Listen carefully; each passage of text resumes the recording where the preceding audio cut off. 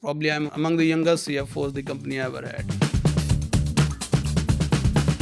I have been part of, you can say, complete business transformation in my organization, wherein we have, you can say, transformed our sugar business from a loss-making entity to positive EBITDA, that also to the tune of 12-15% kind of levels. I was still thinking whether I should continue leveraging my existing work ex of 3.5 years with TCS. I got the inspiration from even my peer group in Great Lakes. And if I had the opportunity available, I decided to, you can say, that take that leap of faith of building a career in finance. About 50% of graduates, MBA graduates from India and a few countries abroad as well, leave their first job after campus in less than 2 years. Right. So, what made you stick? I'm sure, like right from when you started off, you explored very different things within the finance domain and probably other domains as well, right? But how important is having that stability and overcoming things that may be an obstacle in your journey. In the pursuit of short-term financial gains, how do you ensure that long-term stability is not compromised? Financial gains will come to you. It will not matter, actually, you can say, in mid to long term. Maybe you may come across a great opportunity which you see is great as of now, and immediately you can say see something is happening. But I think over a mid to long term, the focus should be on, you can say, probably, I think, equipping, enhancing, honing your skills to the great, whatever extent you can do. I see the grass is greener on the other side. I think it's very important that you yourself analyze and see that why you really want to make that change. Because one thing is there, that in any field, if you want to make a change, and at a level that post MBA, I would like to change my career from technology to finance, then we need to understand that it is not the same learning curve which the people who have a background in finance itself. You need to grab that opportunity and then work that yes, you become a successful guy. If organizations are not, you can say, focused on ESG, maybe over a period of time their business will erode. It will not be sustainable, and then of course the profitability will take a hit. Welcome to the Great Lakes podcast, a podcast series with 20 leaders across various sectors and industries. Today we have with us someone very special, someone who's been a Great Lakes alumni from the class of 2011 and very interestingly has been with Zuari Industries as a CFO now since 14 years, which was very interestingly his campus placement. Nishant, welcome once again to the Great Lakes podcast. Well, first of all, thanks Yash for the invitation, and glad to be here. And I feel truly great. It has been an excellent journey, and to be associated with my alma mater is really a feeling of proud for me. Yeah, thanks again, Nishant. I think, one of the key aspects that I wanted to start with is for the people who will be watching this, right? Majority Right. of them are aspiring MBA students who have freshly graduated or are currently still in their undergrad pursuing their degrees, right? Mhm. So you've made a very interesting shift from mechanical engineering to finance. So tell Mhm. us a little about your journey right from the time that you were in mechanical engineering. I know it's been a long time now, but some insights that you still hold very dear to you. See, my background for mechanical engineering is like, I say, a typical Indian student who is good at science and mathematics. Then he intends to pursue a career in engineering. Same happened with me, and I sat for my those entrance examination, and I cracked, and I went and joined YMC Institute of Engineering for my mechanical engineering. And engineering gives you a very different perspective, because I think your undergrad is something which transforms you from a student life to a gentleman. From that time, then I think I will say it happened in those era when IT was grooming like anything, and IT industry was hiring people to meet their requirement from every background. People should have the, you can say, core analytical skills. They should be sound with, you can say, technical know-how. So I joined TCS after my engineering. After working for 3.5 years in engineering, then I decided that I wanted more to be on the business side and not just be in the technical side. That's how I decided to pursue my management education. And for that, when I started exploring the opportunity, Great Lakes was, you can say, one of the premier institute which came to my knowledge. And I had a few of my colleagues also who had worked in Great Lakes. So with that inspiration, I sat for GMAT exam, cracked that, and joined Great Lakes. Now, fundamental objective even behind going to Great Lakes was not that I will pursue actually a career in finance. It happened so that the platform of Great Lakes provided tremendous opportunities, and one of them was to pursue your interest. I really liked, you can say, finance as a subject in Great Lakes. The faculty was awesome. That is what actually inspired me, that let me see if I can start gaining more and more on finance knowledge. And that's how the platform of Great Lakes enabled me to inculcate, you can say, financial know-how, skills, and all that. Then even when I was looking for, you can say, career opportunities which Great Lakes provide, I got the opportunity through the campus, that wherein a role of corporate finance came to the campus. I was still thinking whether I should continue leveraging my existing work ex of 3.5 years with TCS and build, you can say, career in consulting, probably in the IT space and all. But I think somehow, you can say, I got the inspiration from even my peer group in Great Lakes.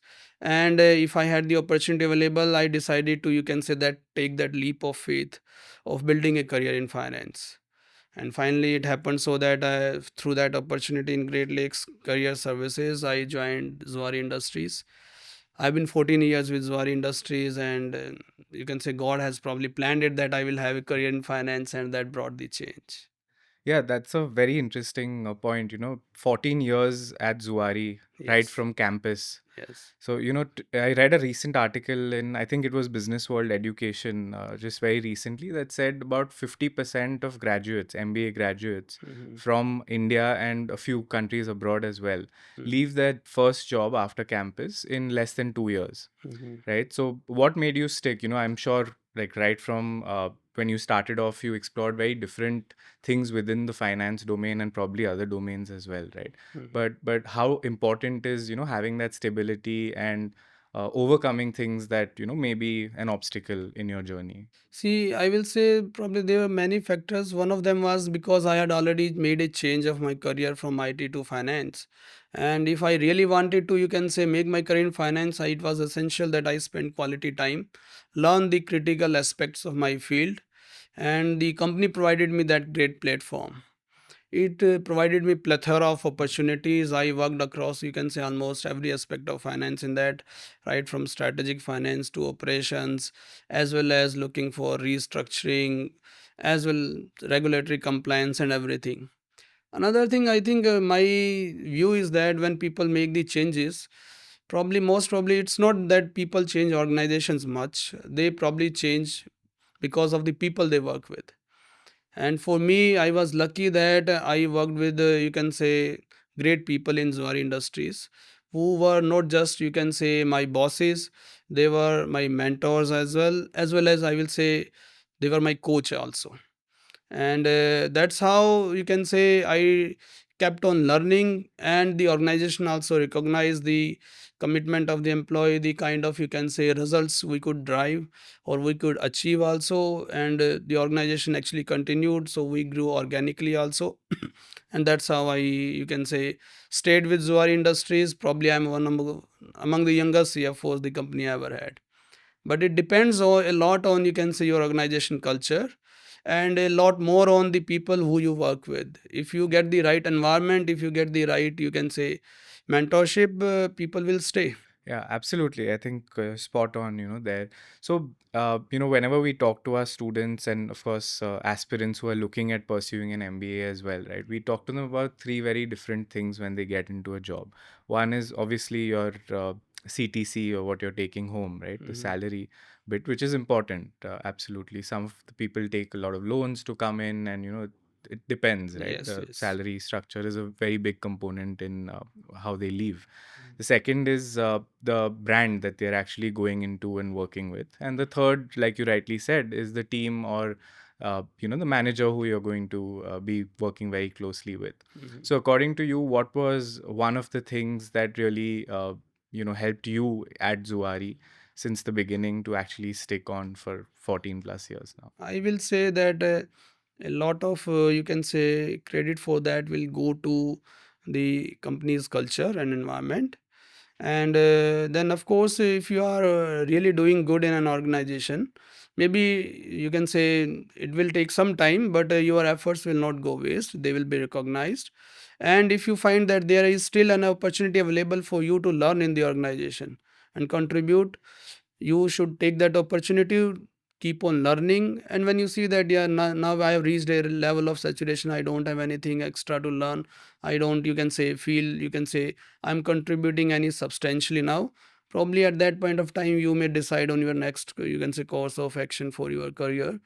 But organizations will, over a period of time, you will be recognized and you will be rewarded also. It just depends that how resilient you are. And many places, I think it happens so that many times when people change frequently so much in their early career, so at some point of time, then if they have not actually developed these skills and they have not learned, then those opportunities for growth will be stagnant. You will, you can say, it will uh, leave, it will leave some space, or it will leave even within yourself somewhere some gaps which you will recognize later part of your career. So initial years, I think focus should be on building the foundations, focus should be on learning as much as possible, developing the skills, and you can say developing yourself also, so that at a later part of these your career, these all things come to your benefit, and they gives you, you can say, that substantial leverage and the substantial growth also. Right. So, when we studied about your journey, right, it's Yes. more like you reinvented the CFO role. Because when you talk about a CFO, right, it's someone who starts off with accounting, moves up the ladder, Yes. and then, becomes the CFO, right, with a particular objective in mind. But you've also won several awards, right, which You're we right. came across. Congratulations on that. So, how does it feel having those awards, and what is the essence of them? What do they mean to you? So, Nishant, with all the wonderful things you've done in 14 years, you've been transformational in some of the decisions you may have made at Zuari, right? Yes. So, can you share some examples of, some interesting incidents or something that really led to a business success? I have been part of, you can say, a, you can say, complete business transformation in my organization, wherein we have, you can say, transformed our sugar business from a loss making entity to positive EBITDA, that also to the tune of 12-15% kind of levels. And that involved, you can say, long term planning for that. So when we looked at this business right after my joining, and I had spent 2 years in fertilizer business, then I moved to my sugar business. So it was a business which was, you can say, incurring huge losses. So there was a core team which was set up, and we decided, please let's decide what to do with this business. So we reviewed that business and thoroughly, and we decided that there is still an opportunity we can make out of this business. We can turn it around. So we worked on developing, you can say, midterm 5 year strategy for that business. I worked directly with the managing director of that business, and the blueprint of the business plan were drawn, and then later on it took 5 years to, you can say, implement those plans in actuality. Today when I look at that, it gives me really an immense great sense of self achievement also, that I was part of this business transformation, where an entity which was, you can say, not doing well, and it was loss making, and there was, you can say, I can only say, employee motivation level even in the business were not that great. We were able to work around, we could do substantial capex in that business, got that capex funded also, and then we can turn it around into a success story. Today if we talk about the same business, I will say, is contributing major part of, you can say, of profits for the group. And another part, I think I have worked across strategic finance. I have been, you can say, instrumental in bringing a JV partner from a foreign territory to India into the ethanol space in India. Then I have been also part of, you can say, restructuring of the organization, streamlining the corporate structure and all that. So these are few of the things which I can say, which have been, you can say, key part of the transformation for the business. So that's another very interesting point you just brought up, the ethanol space. So we see a lot of recent articles that come out, right? Yes. In the especially with ethanol, with related to cars and so on. So, Yes. what do you think the future of that is? See, these are the sectors which are governed a lot by the government policy making. And if we talk about the current, you can say, government policy structure, that is very much clear. So industry has a greater clarity that what do we want to achieve, and to achieve that there is, you can say, considerable amount of support which is there from the government of India also. And if we look at, you can say, it's a initiative which has multiplier effect for the economy. It not only, you can say, helps with reducing the forex expenses for the country, but I think fundamentally it is contributing to the core growth of India, which is in the agriculture sector. And if we are able to, because if you talk about the plan is to uplift the living standard of the country and improve on the per capita income of the country, while 60% of our population is engaged in farming. So the core focus is there that we start from the bottom line, we start from the grassroots level, and this is the initiative which is very much focused on, you can say, developing the sector of ethanol as a whole, but it leads to a, you can say, multiplier effect for the economy at the grassroots level. And this is going to happen. Ethanol is a, I will say, it's, if we talk about ethanol in India, then it's more like renewable ethanol which we are talking about. It leads to, you can say, Indian commitment also to be carbon neutral by 2070, and it adds, you can say, great economic value to India. Yeah, that's exactly what we read about, but I'm sure you've given us some more insights on ethanol, right? So Nishant, again coming back to your experience with Zuari, right? Yes. Over the last 14 years, now it's a conglomerate that has several SBUs, Yes. right? So how do you manage leadership within this, right? You're the CFO for the group. Yes, so if we talk about Zari Industries, this is the holding company also for the group, and we are very much diversified conglomerate. So if we talk about how do we manage that leadership from the for the finance function, it is very instrumental that we understand each business in depth.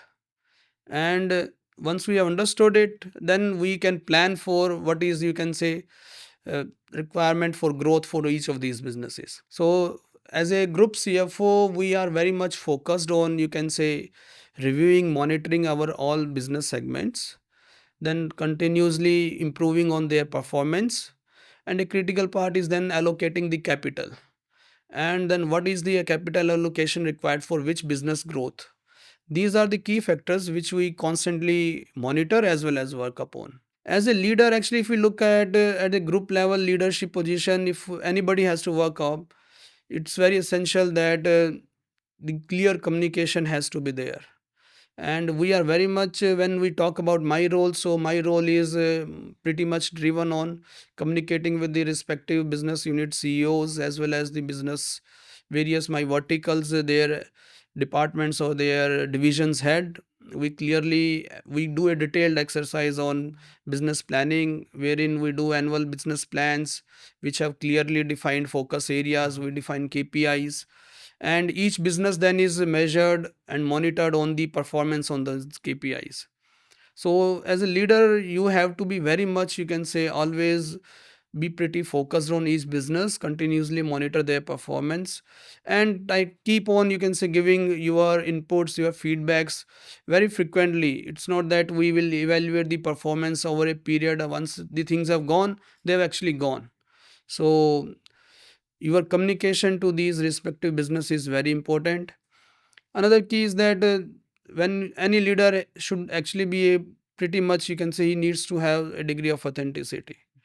And you, I believe, one of, you can say, key traits for finance leader has to be that he needs to be very much authentic. He should be able to relate to, you can say, the different people who he is interacting with. And that's when, if he is authentic, the various business or the various other CFOs for those businesses, they will be able to relate and trust on the guy, and they will also be able to then support him in taking the various decisions. So these are the few things which a financial leader should be pretty much, you can say, aligned with. Right. So I think, it's consistency, transparency, and authenticity over the years. And I think your awards and all of that you've got is a testament of that. So I trust so. congratulations once again on leading the function so well. Thank you. Okay, so Nishant, being an education institution, right, that you've also Yes. studied at, you know that data analytics and AI is something that we strongly believe in and also have as part of our curriculum for Yes. most of our programs, right? Yes. So, how do you see data analytics and AI playing a major role in the finance industry in the near future? See, overall, if you look at, you can say finance as a sector, then I believe data analytics, AI, they are already playing a very critical role. Technology has become, I believe, core of finance function. The complete revolution which in India, if you see today on the fintech space, is primarily because of, you can see, the technology aspect, data analytics and AI. For corporates, actually, data analytics and AI is becoming a, you can say, very serious area in which every corporate is looking for. And I believe finance function, if we talk about finance function, has historically been, actually, I will say, very much focused on technology. The complete revolution which finance function has gone around, and not just finance, I will say corporate has gone around, is centered on implementation of various ERPs, which have actually helped our corporates, and I will say conglomerates primarily like us, manage their affairs in a more efficient manner. And with the, you can say, depth of the data analytics which is today, and primarily every, I believe, analytics has to be focused on the numbers, and for corporates it has to be focused on the profitability part. So importance of analytics is, you can say, very very much there. And I believe so that for organizations in a finance function, as and as we adopt more towards AI technologies, it leads to efficiency improvement only. And you can say the people at top are better able to have better decisions. They are able to focus more on the key areas, and not be, you can say, get divergent with the regulatory or the normal, I will say, operational aspects. And it throws analytics, throws them the ideas, it gives them the insights which helps them with better decision making. So, very interestingly, like you said, the top management or senior executives, it becomes easy for them to understand data and make sense of it, right, in Yes. much faster manner. But how easy is it for people who are just starting out or people who have maybe been there for a long time, right, to actually adopt to these changes? I think this is another important characteristic which a leader should have, is adaptability, because the world is changing very fast. And if we look at, you can say, good CFOs, I can say that my interaction with so many of them over, almost every big CFO or good CFO is on top with respect to the technology changes which are happening. And I think it's like a regular update which any business leader has to, you can say, have it. Everybody needs to upskill themselves. Yeah. So whether it's a leadership level position, or it's a mid level position, or a junior level position, upskilling is very important. And I think most of the leaders, even if we talk today, almost everybody is learning only or developing their skills with respect to technology and analytics area. You're right. I think from what we've seen in our executive education as well, Yes. where companies send in their employees for customized learning programs, there are a lot Yes. of requirements specifically for this area. So I think Yes. upskilling is the way that most leaders are looking at their companies Definitely. growing. So Nishant, as you know, a lot of our current students as well as aspiring students will want to make a shift from the technical side to a domain like finance, right? Right. So what advice would you give them, and what's the best way to start out? See, my advice to all the, I will say, the students of Great Lakes who want to change their career from, you can say, technology side to a business function side like finance. I think the student need to be pretty clear with the what they really want to do. It's not that we have a hard mentality and just we follow the crowd, that people want to change from technology to finance, so let me also change. I see the grass is greener on the other side. I think it's very important that you yourself analyze and see that why you really want to make that change. Because one thing is there, that in any field, if you want to make a change, and at a level that post MBA, I would like to change my career from technology to finance, then we need to understand that it is not the same learning curve which the people in the who have a background in finance itself. So the same learning curve is not there with us. So when you make that change, you really would have to work much harder, so that you really make a career out of finance or any other change which you do. And for that from that perspective, I believe the clarity of thought is something which is essential. Once you have that clarity of thought, then second part comes that equipping yourself with the right skills. So please focus on your course of Great Lakes or any other whatever you institute you are, I will say, in fact, any student, please focus on the course, please focus on the learning. And then I can say that Great Lakes or any other institute, management institute, can give you a platform for that change. So use that opportunity of that platform to make that change. Rest everything you would have to make you have to work hard, and then only you would be able to make, you can say, success out of your this career change. Just focus please that why I want to make that change, and then work on, you can say, skilling yourself for that change. Yeah, absolutely. So that focus, bit, and understanding where you want to go, right? Because I think what we've seen in a lot of aspiring graduates is that once they're in, they take a few months, like 2 to 3 months, which is a natural cycle, and that's why Yes. they're here in the masters. So Yes. once they have that, the focus is what really matters, and that'll get them. I can only say, see, for me, actually, exactly it happened like this, because those first 3 or 4 terms of Great Lakes, my 1 year PGM PM program, it gave me exposure to, I will say, all the core business areas, marketing, finance, operations also, and strategy, of course, is integral to all these areas. And over that, might say, my 3 to 4 terms period, I was really able to get excited by finance, and I really worked on that. And I will say, by God's grace, the faculties were great, the environment in Great Lakes itself was great, and that's how I was able to really, I will say, learn about finance. And it happened so that because, as I said earlier also, the management institute will give you an opportunity to make that change. You need to grab that opportunity and then work that, yes, you become a successful guy. So you will get, I believe, even today Great Lakes will give tremendous opportunities to you to make that change. But to be a successful with respect to that change, you really actually work on developing your skills in Great Lakes. Please learn as much as you can do. Peer learning is something which is great in Great Lakes. You get such a diverse background, more so in PGPM program, where people come with work ex and all those things. So do as much as you can do to learn, and then work hard. If you work hard, I think you will be able to make a success. Absolutely. Okay. Nishant, you've given us some amazing insights that are actionable for not just students, but also people who have just started out in industry, right? Yes. So we wanted to also ask you a few questions that are specific to finance, or just people who basically may just be investing some money in the stock market, or doing something Okay. else. In the pursuit of short-term financial gains, how do you ensure that long-term stability is not compromised? See, an individual, your short term gains, maybe I think with respect to your career change or something like this.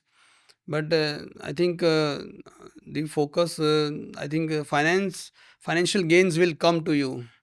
It will not matter, actually, you can say, in mid to long term. Maybe you may come across a great opportunity which you see is great as of now, and immediately you can say see something is happening. But I think over a mid to long term, the focus should be on, you can say, probably, I think, equipping, enhancing, honing your skills to the great whatever extent you can do. And if you see that at least in the early part of your career, if you see that the opportunity to learn is great, please use that opportunity. Then the opportunities to grow will subsequently follow. Nishan, that was more on the individual side, right? Now, coming to an example that you may have had in your professional career, have you ever had to take a difficult decision of prioritizing short term growth over long term stability? I would clearly say it has been no, because I have actually, when I have worked on this, I have worked, you can see, my career on long term plans only. And I think short term gains for corporates may be very much limited, but I think almost every corporate is looking for value creation for all its stakeholders, and the value creation happens over a period of time. And almost every corporate, you can say, leader will be focusing on, you can say, generating value, sustainable growth over a longer horizon, not just, you can say, short term basis. Right. Nishant, how do you reconcile the need for profitability over the growing demand of ESG? That's something that's so talked about these days. See, I will say that profitability and ESG are not two exclusive terms. Okay, they are very much interrelated. And as a few minutes back we talked about sustainability and long-term vision or long-term plans, long-term profitability for the company, then ESG is a very much fundamental part. And if organizations are not, you can say, focused on ESG, maybe over a period of time their business will erode, it will not be sustainable, and then of course the profitability will take a hit. And in today's era, if we talk about, I think almost every corporate is doing something or something else on the ESG front, and they are, in fact, it is bringing a transformative change for the businesses. And every business, I will say that today is doing something so that they are, you can say, their business operations, their business transforms in to comply with, you can say, in a harmonious manner with ESG. Okay. And that's how you can see your profitability will be sustainable, they will in fact probably grow also. If we are not focused on, you can say, our environment, tomorrow our business itself will, you can say, vanish. So, can you give us one such example that's actually a lesson for corporates? One example of a company that's really doing this well. See, I will say that if we talk about, I think our organization, we are anyway in the, you can say, in a sustainable business. We are very much focused on agriculture. Then even on fertilizer front, we are doing something which is adding to, you can say, farming community and all.